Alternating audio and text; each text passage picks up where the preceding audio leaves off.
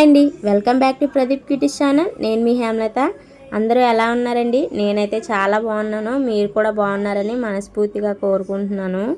మన ఛానల్ని ఎవరైనా ఫస్ట్ టైం చూస్తున్నట్టు కనుకైతే ఇప్పుడే సబ్స్క్రైబ్ చేసుకోండి. అలాగే వీడియోని స్కిప్ చేయకుండా చివరి వరకు చూసేయండి.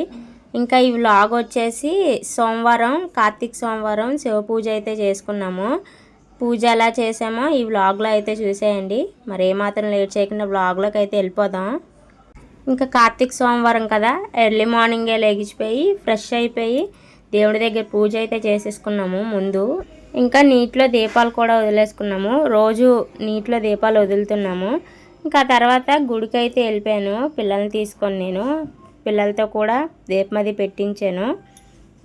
ఇంకా గుడి నుంచి వచ్చాక టిఫిన్ అయితే చేశాను నేను. అక్క అయితే క్యారీస్ వండుతున్నారు పిల్లలకి.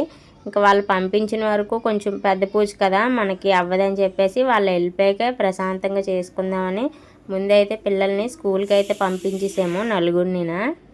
వంట కూడా చేసి ఇంకా సాయంత్రం టిఫిన్ పెట్టుకుంటాం కదా, ఇడ్లీ పిండి దోశ పిండి అయిపోయి ఇంకా వాటిని కూడా గ్రైండ్ చేసాను.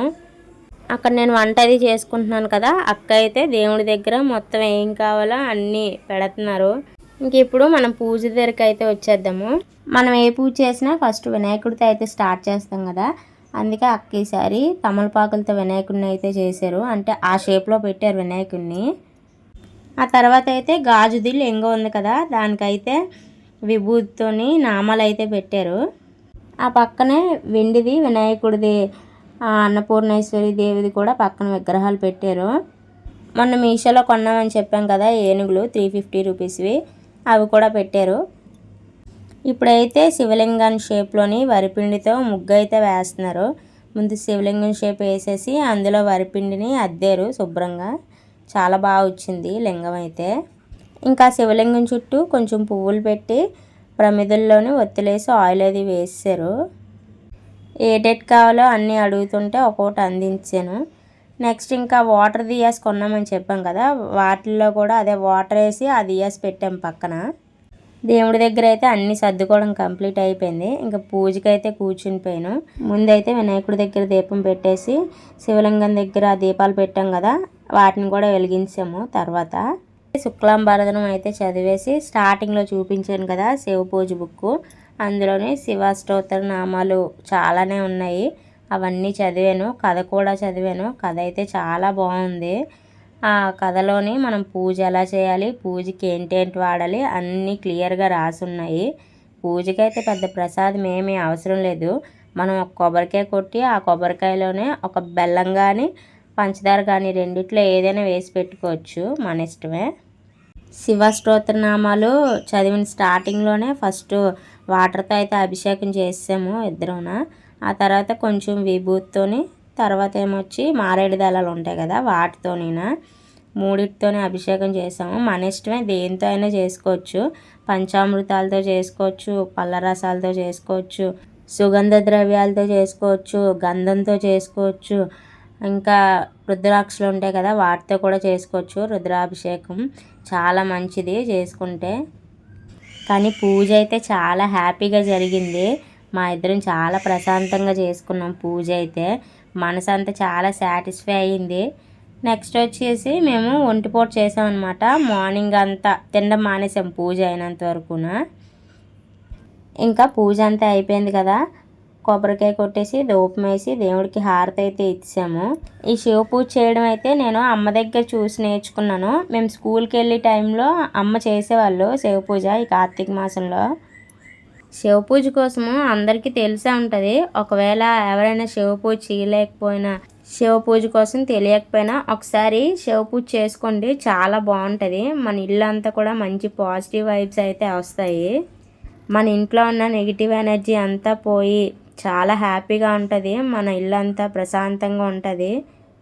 ఈ 4 వారాల్లో ఎప్పుడు చేసుకున్నా పర్లేదు శివ పూజ. ఇంకా మేము చేసుకుంటాం 4 వారాలు కంటిన్యూస్గా అంటే ఇంకా మంచిది. కంపల్సరీ ఏదో ఒక వారం చేసుకుంటే మంచిది. ఇంక సాయంత్రం అయితే అయిపోయింది. నేనైతే పిల్లల్ని స్కూల్ నుంచి తీసుకురావడానికి అయితే వెళ్ళిపోయాను, నేను మా హస్బెండున. ఇంకా సాయంత్రం ఫ్రెష్ అయిపోయి దేవుడి దగ్గర దీపం అయితే పెట్టేసుకొని పూజ చేసాం కదా, పూజ చేసిన దేవుణ్ణి కదిపేసాము. ఇంకెక్కడితో ఇంట్లో పూజ అయితే అయిపోయింది మాది. కానీ మేము ఈ నెలలో ఎప్పుడైనా ఒకసారి బీచ్కి అయితే వెళ్తాము, బీచ్లో దీపం పెట్టడానికి. మనకి ఎలాగో ఇక్కడ చెరువులు నదులు దగ్గరలో ఉండవు కదా, బీచ్ ఒకటే ఉంది. అందుకనే ఖచ్చితంగా బీచ్కి అయితే వెళ్తాం కంపల్సరీ ఈ నెలలో ఒక్కరోజైనా. ఇంకా సాయంత్రం 6:30 అయితే అయిపోయింది. నేను అక్క వాళ్ళ అమ్మాలు బీచ్కి అయితే బయలుదేరిపోయాము. ఆటో అయితే చెప్పారు అక్క, తెలిసిన వాళ్ళు ఉంటే వాళ్ళని రమ్మని చెప్పారు. ఇంకా ఆటో రాగానే మేము అందరం ఆటో ఎక్కి బీచ్కి అయితే వెళ్ళిపోయాము. ఇంకా అక్కడ గంగమ్మ తల్లి గుడి ఉంది కదా, గంగమ్మ తల్లి గుడికి అయితే వెళ్ళాము ఫస్ట్. ఎందుకంటే మార్నింగే శివాలయంకి వెళ్ళాం కదా, ఇప్పుడు గంగమ్మ తల్లి గుడికి వెళ్దాం కదా అని చెప్పేసి గంగమ్మ తల్లి దగ్గరికి వెళ్ళాము. అయినా అక్కడ కూడా శివలింగం అది ఉంది, అక్కడ కూడా దీపాలు పెట్టేసాము. ప్రసాదం పెట్టేసి హారతి ఇచ్చేసి గుళ్ళో అయితే కాసేపు కూర్చొని అయితే బయటకు వచ్చాము. బయట రావి చెట్టు ఉంటే రావి చెట్టు చుట్టూ ప్రదక్షిణలు చేసాము అక్క, నేను, అక్క వాళ్ళ అమ్మన. ఇప్పుడు ఇంకా అలా నడుచుకొని నలుగురు బీచ్కి అయితే వెళ్ళిపోతున్నాము. ఫ్రంట్లోనే కదా గంగమ్మ తల్లి గుడి, కానీ మేము దీపం పెట్టాల్సిన ప్లేసు చాలా దూరం, ఒక 15 మినిట్స్ అయితే నడిచాము. ఫైనల్గా మేము దీపం పెట్టాల్సిన ప్లేస్కి అయితే వెళ్ళిపోయాము. అంటే ఎవరూ లేని దగ్గర పెట్టుకుంటే కొంచెం ప్రశాంతంగా చేసుకోవచ్చు, అంతా గందరగోళంగా ఉండదని చెప్పేసి కొంచెం దూరమైనా అలా నడుచుకొని అయితే వెళ్ళిపోయాము. కానీ చాలా గాలి వేసింది బీచ్లోని, మామూలు గాలి వేయలేదు, మనుషులు ఎగిరిపోయినంత గాలి వేసింది. ఇంక ఇప్పుడైతే మేము మట్టి దగ్గర కూర్చొని చిన్న గొయ్యిలాగా అయితే తీసాము దీపం అందులో పెట్టడానికి అని చెప్పి అక్క నేను కలిపి గొయ్యిలా చేసి లోతుగా తీసాము, గాలి త్వరగా వెళ్ళదు కదా. అయితే ఇంటి దగ్గర నుంచి తెచ్చుకున్నాం కదా పూజ సామాన్లన్నీ, పసుపు, కుంకుమ, వరిపిండి, 365 ఒత్తులు. ఇప్పుడైతే ఇంటి దగ్గర నుంచి తెచ్చుకున్నాం కదా పసుపు, కుంకుమ, వరిపిండి, వాటితోని ఫస్ట్ నీళ్ళు అయితే జల్లేసుకొని ముగ్గు అయితే వేసాము వరిపిండితోని. ఆ తర్వాత పసుపు కుంకుమ వేసి పువ్వులు కూడా పెట్టాము. ఇప్పుడైతే దీపం పెట్టడానికి ప్రమిది పెట్టాము. ఆ ప్రమిదిలోనే ఉసిరికాయ పెట్టి దానిపైన 365 ఒత్తులు పెట్టాము. గాలి అయితే చాలా దారుణంగా వేసింది, అసలు దీపం ఎలాగదు అనుకున్నాము, కానీ మొత్తానికి ఎలాగోలా దీపం అయితే వెలిగేసింది. దేవుడు ఉన్నాడు కదా, ఎంత కష్టపడి ఎంత దూరం వచ్చినందుకు దీపం అయితే చాలా హ్యాపీగా వెలిగింది. ఆ తర్వాత ప్రసాదం అది పెట్టేసి ఇంక దేవుడికి దండం అయితే పెట్టేసుకున్నాము. లాస్ట్లో హారతి అది ఇచ్చాము. ఇంకా అక్కడే గంగాదేవి ఉన్నారు కదా, గంగాదేవికి కూడా దండం అది పెట్టేసుకొని ఒక 2 నిమిషాలు అంటే నించున్నాము. ఎందుకంటే పిల్లల్ని వదిలేసి వచ్చాం కదా, వాళ్ళు ట్యూషన్కి పంపించి వాళ్ళు వచ్చేస్తారని చెప్పేసి ఇంకా అయిపోగానే వెంటనే బయలుదేరిపోయాము. చూశారు కదండి, కార్తీక సోమవారం రోజు మేము చేసిన శివ పూజ, ఇంకా బీచ్కి వెళ్ళి పెట్టిన దీపాలని. నా వీడియో నచ్చితే లైక్ చేయండి, షేర్ చేయండి. ఎవరైనా సబ్స్క్రైబ్ చేయలేని వాళ్ళు ఉంటే ఇప్పుడే సబ్స్క్రైబ్ చేసుకోండి.